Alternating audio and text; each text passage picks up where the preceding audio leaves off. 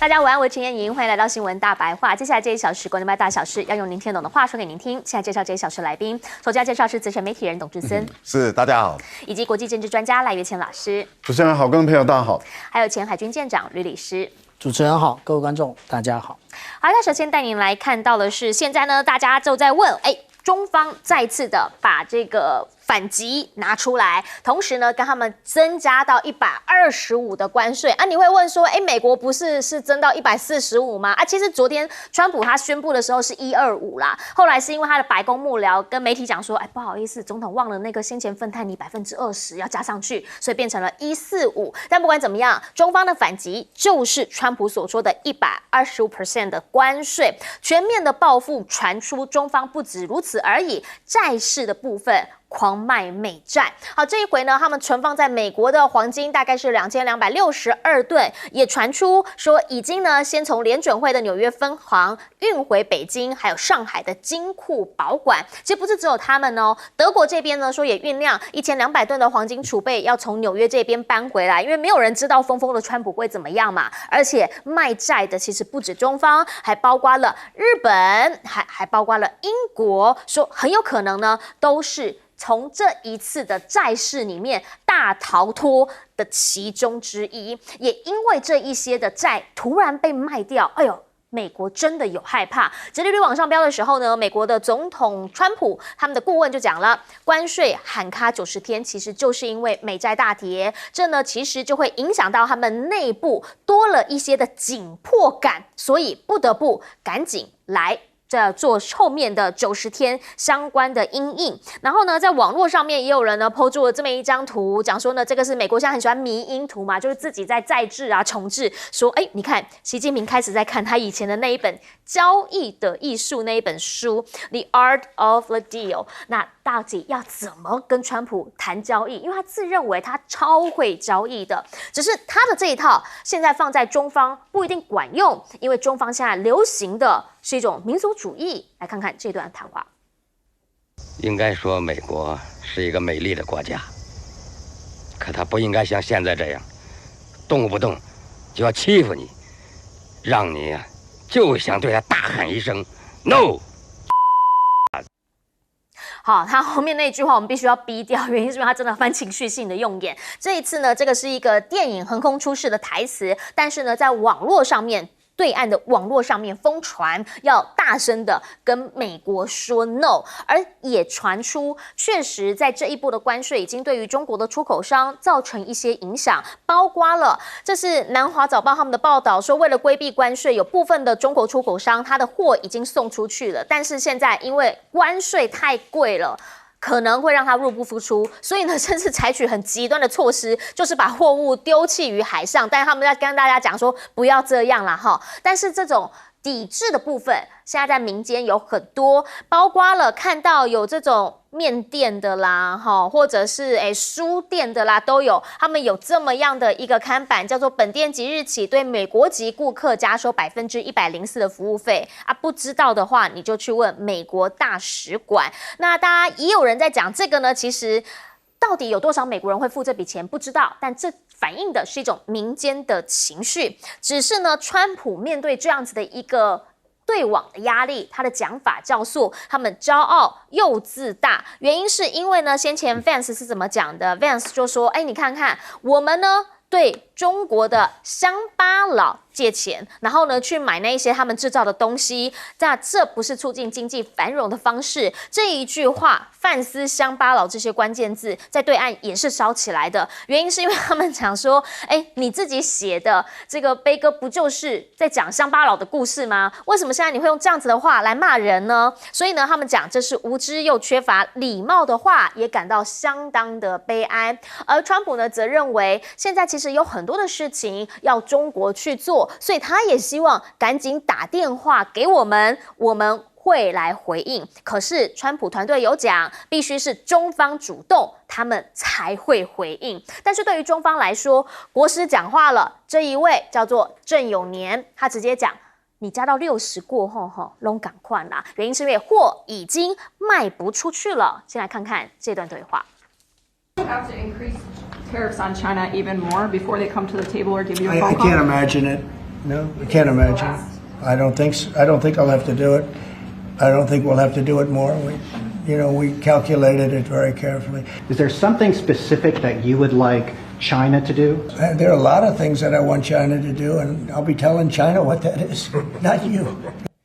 好，主要就是你先打电话给我，我会告诉你你可以怎么做。不过对于中方来说，他们现在要做的就是积极的去美元化，而且呢，他们也要把人民币开始推到国际化的过程当中。那当然能砍的单，他也不会错过。所以呢，现在已经转向巴西去买黄豆了，240万吨，可能本来是要跟美国买的，现在通通转向。本来要看好莱坞电影，现在已经讲了要减少出口，进行反制。而川普呢，听到之后他就笑一笑，想说：“哎呦，我听过更糟的，感觉没下嘛，没什么啊。对我来说，那个叫反制吗？”川普表现是这样，但心里面到底会不会有点害怕？好，因为呢，现在真的再加上去的话，我不知道他会不会最后加到200。我一直在觉得这个数字一直在往上加，赖老师有点超过我们的想象。因为呢，我昨天还在想说，中方会加吗？会加吗？隔了一个晚上，没想到今天下午真的追进了125% 关税。对，中方今天宣布对美国的商品再增加到120%了。但是他同时也宣布，从此以后不会再回应美国加不加关税的问题了。所以就到这了。到这里，因为按照经济学、按照关税的基本的学理来说，加到这120以上的时候，100以上其实就没有意义了。也就是说，你几乎所有的货物都卖不出去所以再加也没有意义了。所以中国大陆这个加到120就是底线。那也就是说，你美国你再继续追加也无所谓，因为现在已经到145了嘛。对，如果你美国追加到200%，甚至到1000都无所谓。因为事实上超过100以后，双方的贸易就已经完全没有了因为都已经禁止了。为什么？因为我的货我卖不到你那边，你的货你也卖不到这边。所以事实上等于是双方是彻底脱钩了。那在商品贸易这个部分里面，中美双方彻底脱钩，对，这是第一件事。但是问题是，贸易战是不是就此结束了呢？没有，中国大陆开始从服务贸易，就是非商品贸易开始下手了。那中方目前下手的是一个牌一个牌在打了例如说您刚谈到了有关于好莱坞的电影进不来了。所以您看到了，那就是美国的这个电影的公司的股票就狂跌了，不管是迪士尼的这个还有，事实上我认为 Netflix 也会出问题，也就是说目前电影停止，但是电视就排在后面了，那以后电视的任何制造品也都进不来了。好莱坞也会出问题，迪士尼的也会出问题。然后呢，接着呢，我们看到了，他已经对于留学已经说美国是一个危险的地方了。因此留学中介公司、留学中介，你个人单独的去申请是你的事，我已经警告你了。是，但是公司你透过留学中介向美国申请大学，那就有问题了。所以很多的留学中介绝对不会再接这个 case。他可以转说你最好到加拿大，如果你要到英语系的国家留学，你就到加拿大，或者是到英国，或者是到澳大利亚、到纽西兰，但是不要到美国去。也就是说，留学中介公司不会再接这个案子。还有就是旅行社，因为美国是高风险的一个旅游区，所以旅行社不会再组团去美国了。所以等于是美国未来在中国的这个部分的要赚旅游观光财的这个也没有了。赚留学财的也可能会没有，然后刚刚讲的电影影视都没有了。可是除了这个以外还有没有呢？有，现在已经开始在调查你美国在中国大陆所收的这些智慧财产权，例如说你苹果电脑是你不管是微博、腾讯，你们只要用苹果的APP， 你都要缴，例如说15%到20%的那个权利金，这个部分在调查了。调查完了以后，如果有歧视性的行为，或者是有倾销性的行为，那也要扣高的罚款。这一课的罚款可能都是上百亿的美元哦。那你等于是你美国你苹果1年赚的钱，整个再吐回去了。好，另外一个部分里面就是你美国的公司例如说你麦肯锡啦，你法律事务所啦，国际法律事务所啦，或者是国际这个会计事务所，未来都有可能是在于未来调查限制的范围内。那也就是说，未来在整个服务贸易是美国赚最多钱的，美国人赚全世界赚最多钱的是在服务贸易这一项。那这一项里面，因为美国人基本上来讲，我们都知道，例如说律师的成本费事实上是低的，但是它的收益是高的。是像我们讲的这个商务咨询公司，它的成本是低的，但是它的利润是高的。也就是说，它并不像说我们要生产一只手机，你还要买一堆零料件，还要有一个很大的厂房，给很多的电、很多的水，然后很多的工人在那边钻那个小螺丝，然后最后上千个零件组成一只手机卖出去。那这个就是商品嘛。可是商品你想想看，成本有多高？可是它的利润并不是那么的高，对，而它的任何税都会影响到你的这个商品的价格。所以我们为什么会那么怕税？就是因为商品税啊，在这个部分里面，它影响我们商品的销售。可是服务贸易的商品、服务商品，它的成本是很低的，可是它的利润是很高的，但是它的税却跟商品税一样低，这就不合理了。那为什么服务贸易的税会这么低呢？那就是因为美国人在制造这个规则，美国人定规则，现在这个规则要改变了。现在这个规则都可以根据法律，例如说欧洲有反歧视法、反取消法，那现在各国也都会用这种法律来对于你的服务贸易课税，而服务贸易每一年美国人赚了1万多亿美元，这个部分里面要从这个地方下手了。是好，请教一下董哥会怎么看？其实你可以看到，我们这几年来台湾很多人他有一个医美论啊，赖清德总统叫我们说不要医美。那现在我相信全世界都在医美，因为你的不确定性太高了吧？举个例子来讲，3天前，那时候川普宣布以后，然后股市大跌，美国也跌，对不对？然后就市场就传出一个说，川普好像要暂缓，白宫发言人马上出来讲，这是假新闻，否认，绝对没有。然后股票又上升了，结果第二天他讲完，第二天川普宣布我们就是暂缓，那你要相信谁？就没有一个人是可以相信的。现在全世界，尤其美国，没有一个人是可以相信的。连川普自己讲的话，你也不能相信他。那请问一下，全世界的秩序你要怎么去维持，对不对？好，那现在台湾呢？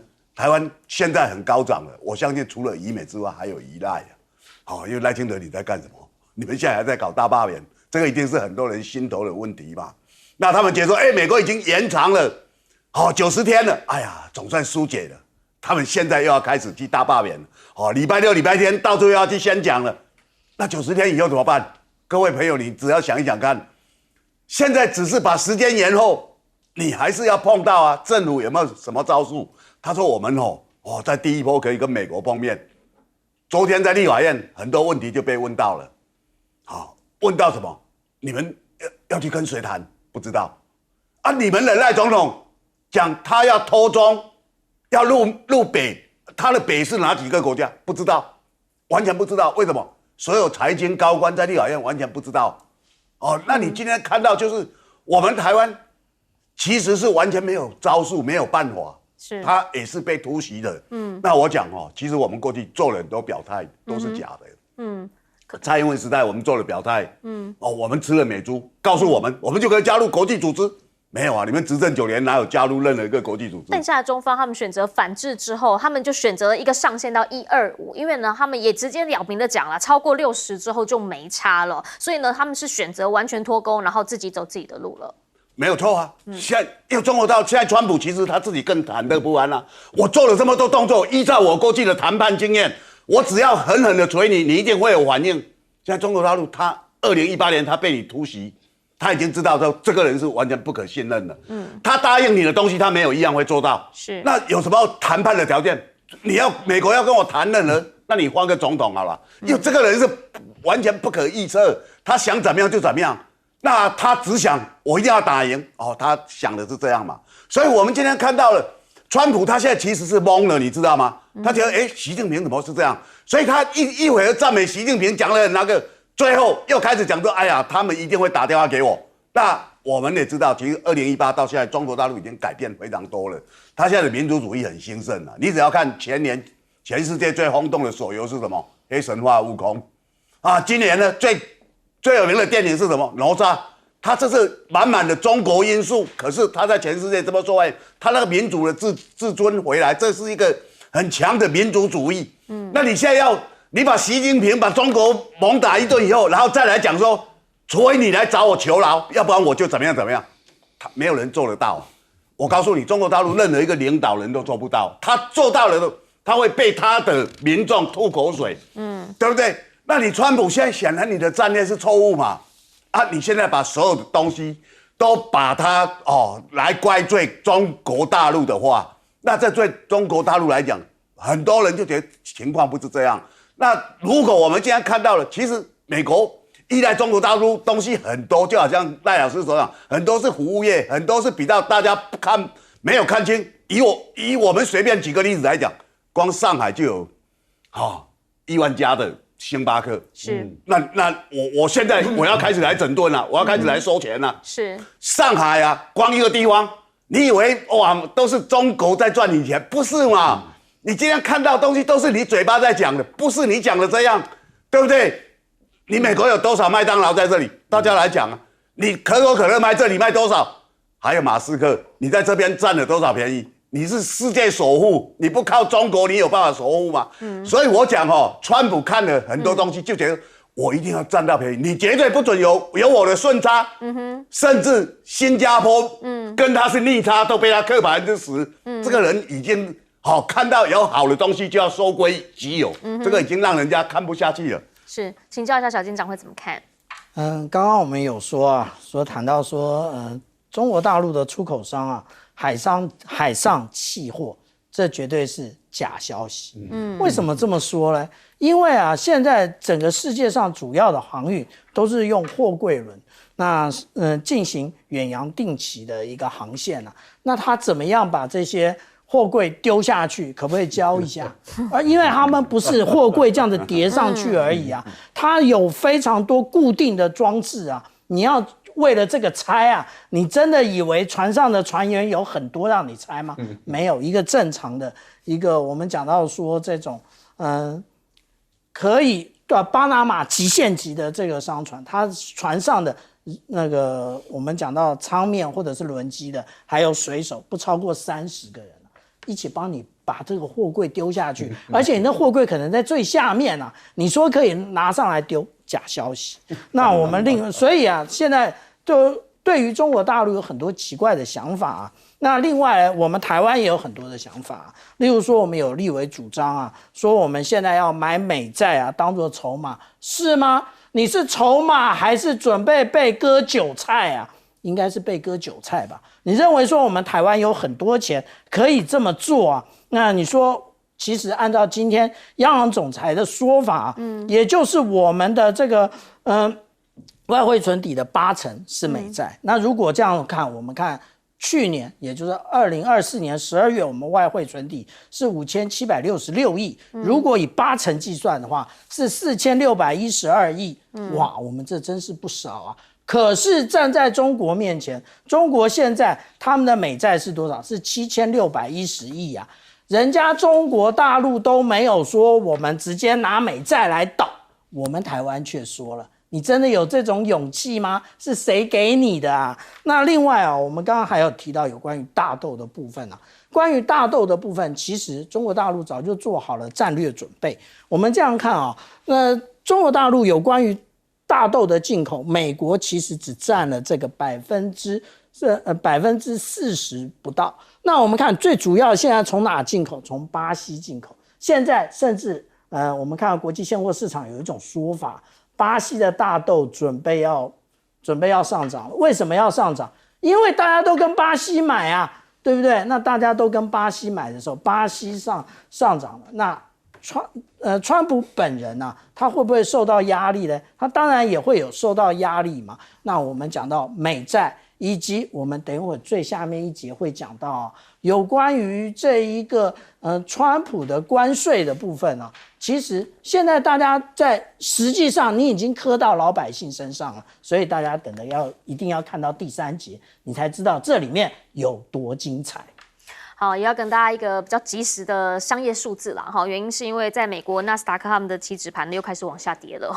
主要的原因，我相信应该也是因为跟中方他们现在已经愿意不是愿意，就是已经提出了他们要把这个关税呢加到125%是会有关系的。原因是因为呢，川普其实多次的在跟习近平做喊话，一直跟他讲说，你不要报复嘛，我们来谈嘛，电话线会通嘛，你来跟我讲话嘛。其实呢，4月8号的时候喊过一次，说某个时候打电话给我，我会非常宽容。我们刚刚看到那个画面，他不是也才告诉媒体吗？昨天才刚讲的说，我会跟他讲具体的他可以怎么做。另外呢，其实他强调不会坐等习近平让步，因为呢一直以来被中国剥削占便宜。习近平现在他们中方明确的说，125会是一个上限，之后走自己的路，因为下个星期他即将要到越南、马来西亚还有柬埔寨这边来做访问，这是今年首趟的正式国事访问。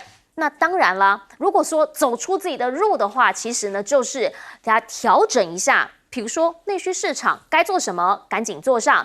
比如说外贸的部分，Sanchez 来，西班牙首相来，这个时刻就非常重要的。现在呢，在今天其实是西班牙的首相 Sanchez 跟习近平进行会晤，两个人呢，除了有正式的会议要谈之外，他们还到了公园里面去散步。那当然走走看风景，过程当中还是聊一聊彼此对于国际情势又或者是战略上面有没有什么样的话的考量。习近平呢也在这场会议当中首度的在中美关税战之后对外发声，说不畏惧任何无理的打压，特别是反对单边的加征关税。贸易战再次强调不会有赢家，而他们要做的就是维持国际的贸易秩序。其实呢，美国的财长他是这样子跟西班牙讲的，说你那可小心一点，跟中国走太近，如同自割咽喉。那西班牙这边怎么说呢？他们的食品大臣说，我们跟中方是维持良好的贸易关系，我们不仅希望维持，还希望扩大这一些关系。其实欧盟这边他们已经在先前有25%的关税反制回去，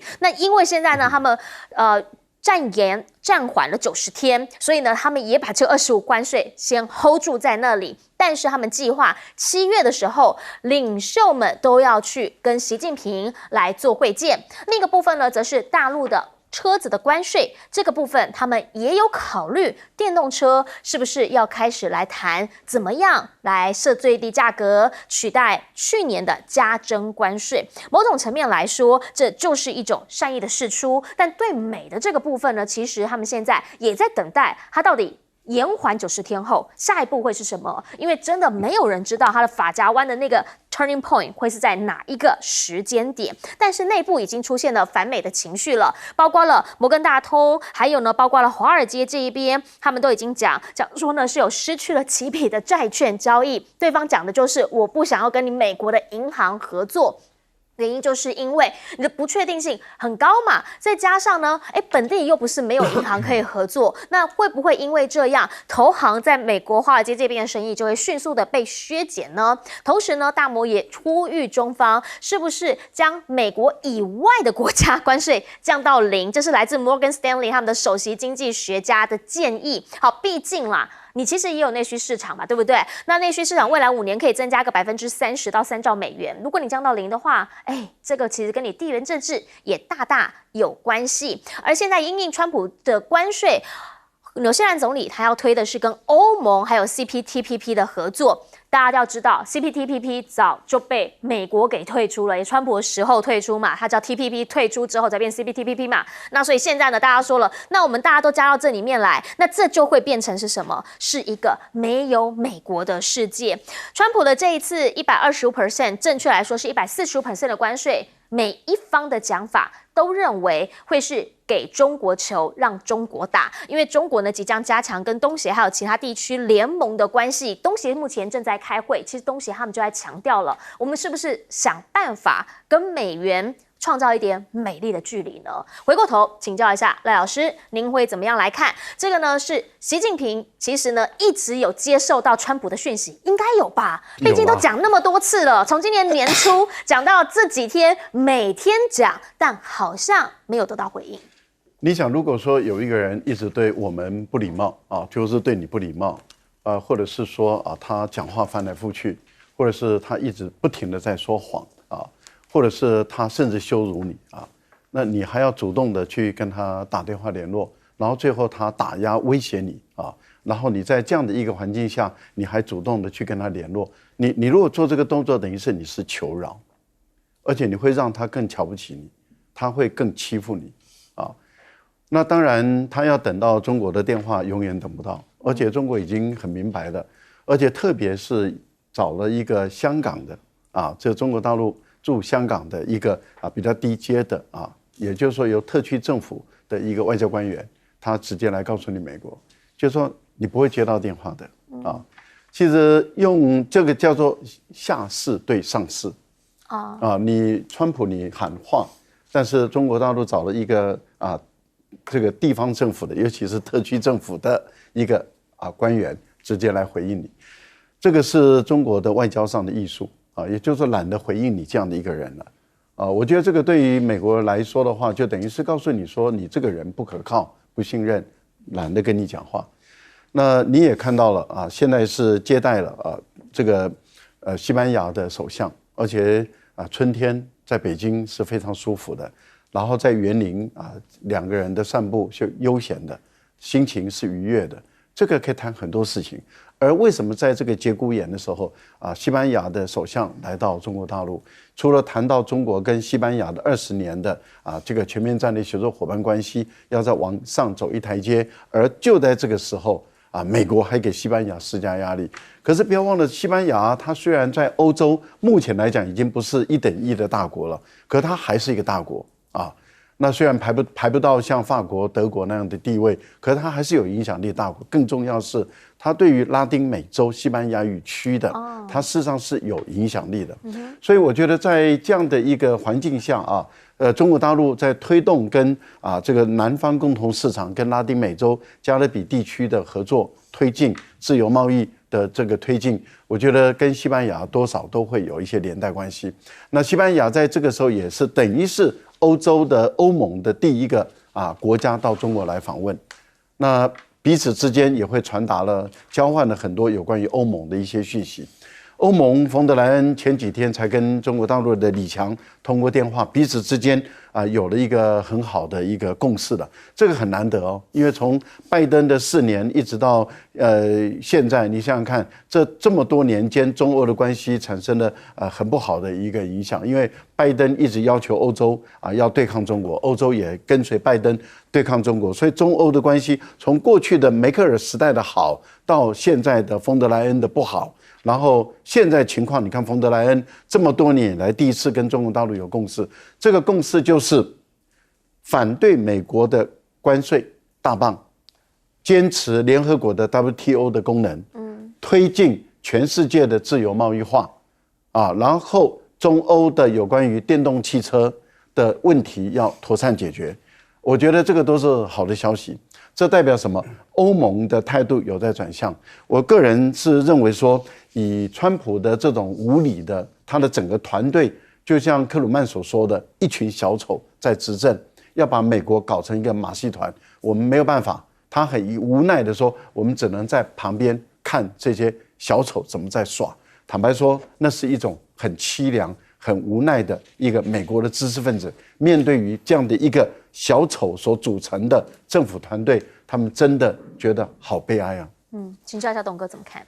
我们可以看到其实在美国之外的很多国家，他们也在想办法，就是说你碰到川普这样，虽然他延缓了90天，但你接下来怎么办？是眼前可以看到了，过去跟他签 FTA 的加拿大跟墨西哥还是维持25那你如何自处？大家已经知道的，美国是最不可靠的，川普是最不靠谱的，这是最清楚的一个信息那今天碰到欧洲这些国家，他们其实已经被川普羞辱到，这上任这50几天来都被他一再的羞辱。那现在虽然暂缓，但是其实大家还是有因应之道，因为你最终你到美国，他就是要用这个来课你税的话，你当然要找周边的一些国家或者哪些市场是可以进入的嘛。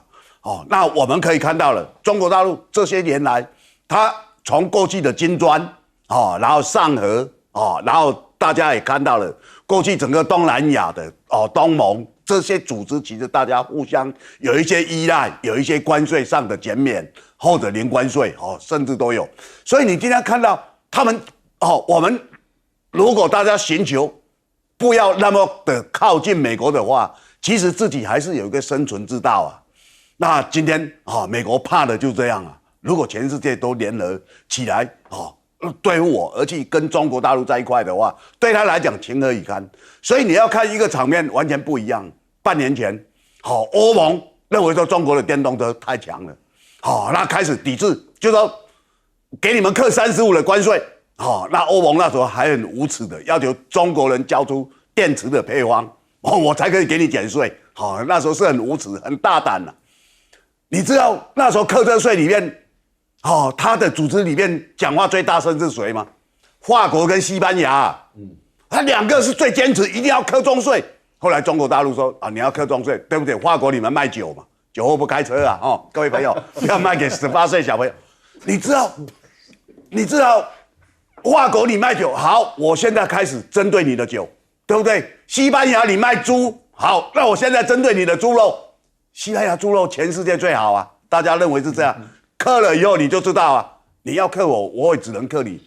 大家也应该很了解，就是说如果跟中国大陆打交道的话，中国人有句话，来而不往非礼也。我不会去生事去惹你，去干嘛？可是你一直对付我，尤其是美国，你这种态度3番2次，那过去被你们骗了多少次？从川普2018年打了这个中美贸易大战，到拜登时代，每天没事就骗习近平要打电话给他。打了5、6次，你还不是照样在资助台独，还不是在拉帮结派，来对付中国大陆？你那时候讲的那5点，每一点你都在委婉，结果每次就要骗我打电话给你，然后再对外跟人家讲说，你看，哎呀，习近平打给我，我跟他见面了，怎么样，都是假的。那现在川普是更过分，川普是一边要占你便宜，一边要奚落你，还又要打你。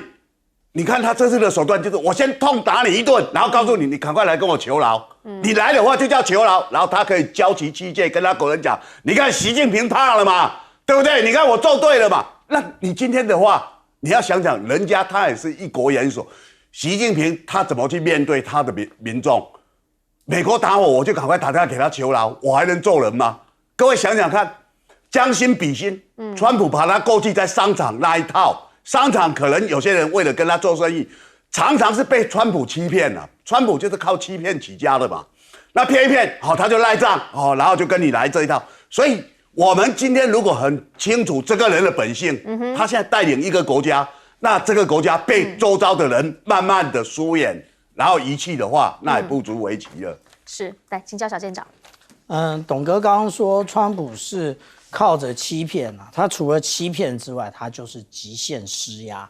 那我们从这一次的关税，我们就看得到。可是极限施压要有一个前提啊，就是你本身必须没有弱点，没有短板，被人家刺到。这一次就是我们上一节讲到，不就是美债出了问题吗？那现在其实我们来看到这个问题不是只是针对中国大陆而已。这一次他们其实针对的，也就是我们看到税最重的，也就是颜色越深的地方那也就是我们可以看到整个中国大陆加上东南亚国协都是这一次的重灾区。那既然是重灾区的话，这重灾区有没有什么的特点？其实我们看到这个重灾区正好就是 RCEP 的主要的成员都在这里。RCEP 可不可以自给自足呢？其实我们看到有关于现在的这一个东盟的一个主席国，也就是马来西亚，那他的一个首相安华，总理安华他就直接讲了，说其实他们要建立统一的一个地区阵线，然后呢必须来强调这个东南亚国协，也就是东盟它的主体性的部分那另外呢，这一个时间点大家都认为对中国大陆是不利的，但是我们换一个角度来想，就是我们刚刚讲到的，你是不是能够绕过，也就是其实，现在对于中国大陆来讲，是不是最好的战略机遇呢？也就是之前一直要去美元化，去不了，现在不是正好去美元化的时间吗？其实啊，我们这样讲啊，这个纽西兰果然是一个很会做人的国家啊，他就讲说，哎呀，我们可以啊，透过 CPTPP 啊来解决这个问题啊。你 CPTPP 美国已经退出了，你有什么东西要运往加拿大？你有什么东西要运往墨西哥？没有吧？你大部分的都是卖给这边的这个东南亚国协的国家吧？不是这样吗？其实也就是你真正要交往的是 RCEP 的国家，所以啊，我们这样讲，其实对于纽西兰来讲，或者是对于澳洲来讲，如何的跟 RCEP， 这就是这些东南亚国协的国家抱紧抱团在一起，然后跟中国大陆友善的交往，才是解决现在贸易的最佳的途径。好，其实呢，在现在我们就看到两边打来打去，而且没有停歇。这当然对于投资人来说，不确定性太高了，你不知道明天会发生什么事情。所以很明确的是，那个很开心的上涨行情就一天而已。昨天呢，道琼狂泻了超过2100点，费半呢也暴跌了超过10%，而且不是只有股市而已，叫做股汇债三杀。原因是因为今天早上的市场呢又开始重挫，美元指数跌破了100，黄金再次的刷新高，大家开始没有办法再拿美元怎么办？那是不是报黄金、报白银？当这些所谓的原物料，他们重金属的价格往上飙的时候，你就可以知道大家害怕，想要抓东西避险了。三大指数通通都崩，川普却喊说通膨下降了。我不知道所有的人呢看到他说哇 inflation is down 是开心，还是会觉得哈你到底有没有搞清楚问题在哪里？他一再的告诉大家冷静一点，现在呢一切都会好起来。我们这个叫做转型过渡期啦，转型过渡期就是总是会有一点困难，你会痛嘛，那个才叫转型，才叫过渡嘛。可是你也不要太难过哦，原因是因为我们现在要有史上最大的减税方案。那这一些的状况，大家就在讲说，你一直在告诉大家你要做什么，你要做什么。CNN 直接讲它像纵火犯在邀功嘛，原因就是因为只要一反弹，你马上就跟大家讲说，哇，你看行情很好吧，状况很好吧。但问题是你没有告诉所有人，你现在的价格跟先前你在启动关税战的价格到底差了多少，有多少投资人因为你的政策决定而因此被当韭菜给割了。最生气的是，如果昨天你有看到他这一支短片，然后你在这一次又真的血惨被血洗很多的话，你也生气。我们现在看看当时是画面。This is Charles Schwab.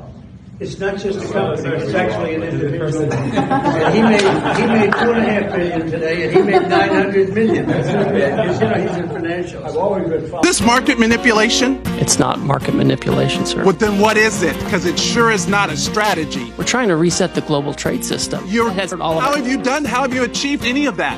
But to enact enormous harm on the American people. If it's not market manipulation, what is it? Who's benefiting? What billionaire just got richer?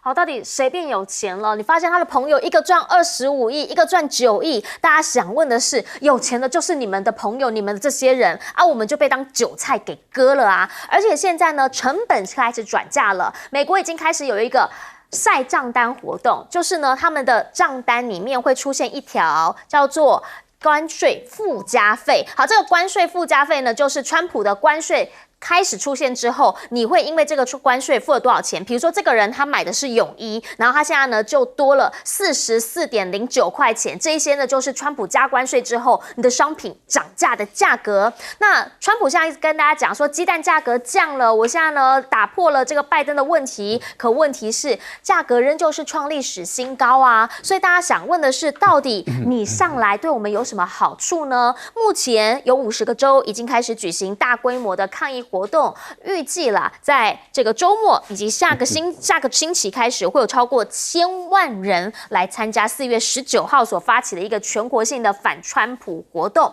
而且呢，也被大家找到这支影片。好，这支影片呢是先前有人在讲说，川普呢他们讲说 MAGA 红帽子其实也是 Made in China， 而且必须在这一波要再加税，然后之后呢就会涨价到77块钱。本来一顶才多少钱？本来一顶才50块钱，涨了27块。你的大楼里面更是通通 Made in China。来看看。I bet you anything it's made in the USA. 好，它里面每一样东西呢，说都发现了，商品里面的价格通通都是 MIC。那大家就在说啦，这一些的状况，你怎么没有实情告诉大家？甚至就连美国的贸易代表，现在都是在关税大转弯的同时，被发现说，哦，原来转弯啦，总统没告诉我，我几分钟前知道的。来看看。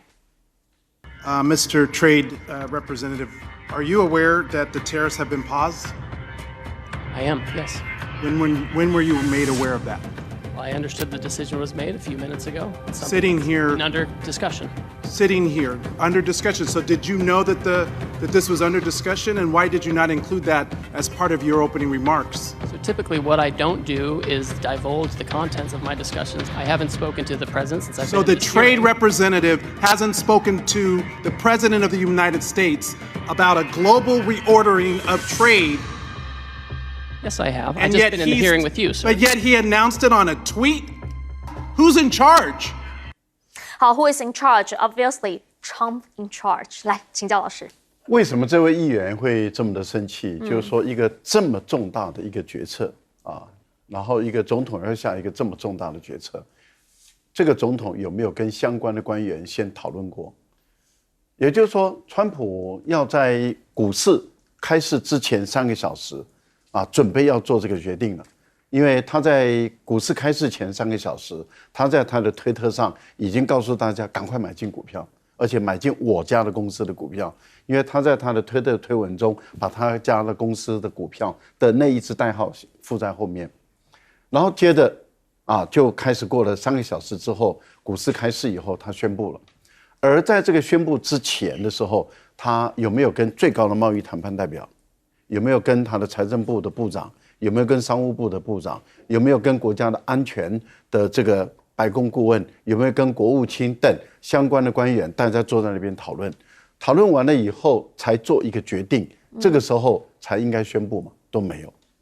没有了一个情形下，这个最高贸易谈判代表他是很有可能已经进入会场，然后有简讯过来，他瞄了一下才知道说哦，已经宣布这个暂停了。那这样的一个草率的一个决策，是一个非常荒腔走板的事情。当然，这位议员觉得真的是不可思议，而你这位谈判代表竟然都一无所知，你还说你要重置这个全世界的贸易秩序，重置的意思也就是推翻现在的贸易的秩序，然后你要重新塑造。可是现在的贸易秩序事实上是你美国长期以来一直由你引导的，由你主导的。你自己建立了这个贸易秩序，你竟然自己要把它推翻，你莫名其妙，你没有经过大家的同意，这个秩序当初就是你美国人搞的，你现在自己要把它踹掉，我觉得这个简直是一件野蛮人，已经野蛮到我们无可理喻的一个地步了。那现在的情况是，大家已经越来越看清楚了大陆的立场跟态度了，大陆的立场跟态度已经出来了。就是要全面性跟你美国脱钩了。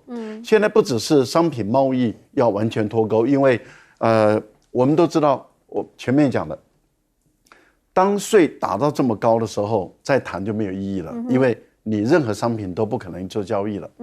那在这样的一个情形下，等于是在商品贸易是完全脱钩了。现在传出来是在金融贸易这个部分也要完全脱钩，因为中国大陆已经准备把所有的债市都开始清掉了，把美元开始在减持了，都要转换成为黄金。那这样的一个情形下的时候，要完全彻底的脱钩，因为科技已经在脱钩了，那就代表什么？未来就是军事战的开始了。因为当双方完全没有任何相互的之间的依赖的时候，随时打仗的可能性就已经出现了。好，这就是让大家最担心的一个部分。我们先接广告，等等回来继续来聊。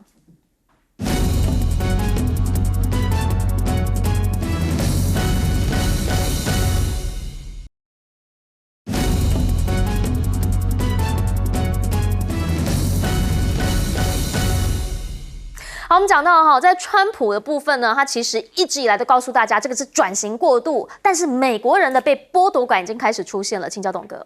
其实大家可以看到美国的那个情况，今天高盛投资有一篇文章啊，他说美国其实他这些普通的东西36%是要靠中国大陆的，那他举出了哪一些东西？比如说你的折叠伞、保温瓶，然后还有一些仿真花，还有木质的那种衣架，那最多的还是 LED 灯啊，都便宜的不得了。是，那这些都是我们生活必须的，就好像刚刚你看到那个影片整个川普自己的家里面都是这些东西啊，因为你跑不掉，你戴的帽子也都是，为什么？因为中国大陆便宜，那他赚你没有很多啦，川普去把它夸大。其实美国赚的才多，包括服务的，或者包括他，比如说我们台湾大家讲经研做电子业都怎么样？大家知道叫做毛三到四，毛利只有3%到4%，真正赚的都被美国人，因为设计是他们嘛，对，我们只是代工嘛，那他们到处去夸大说，都被你怎么样了？没有，其实不是这样啊，真实的情况绝对不是这样。所以当你把这个东西，去跟中美的贸易做成这样的对抗的话，对美国人的伤害很大，尤其那中下阶层，他们都投票给川普那他们现在的东西就加价了，生活真的过不下去了。好，我们先进一下广告，等等回来请小舰长来帮我们总结。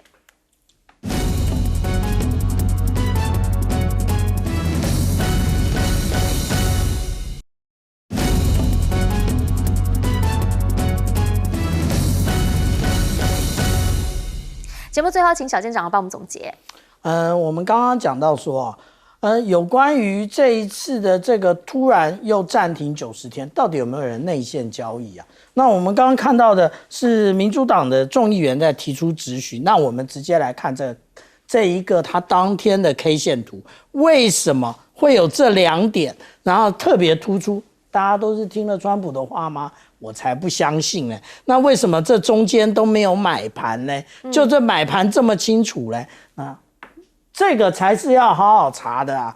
大家不要在那边觉得，哎呀，这些人都是冰雪聪明，不，内线交易。那另外我们刚刚这边还有另外一件事情，也就是川普多么的不可测啊！他当初不是说非法移民通通都要遣送回国吗？现在改了，现在已经说，你如果是在农场或者是在饭店工作的员工啊，你可以不必被遣返。所以我们看这个川普讲的任何的话，还是让子弹先飞一下。这个飞一下代表的是什么？他才是真正的麻烦制造者啊！这个就是我刚刚提到的战略机遇。什么时候中国就趁这个时候站在道德的制高点变成全世界的领头羊跟捍卫者，而不是跟川普一样，只是为了自己的利益，然后来割韭菜，割全世界的韭菜，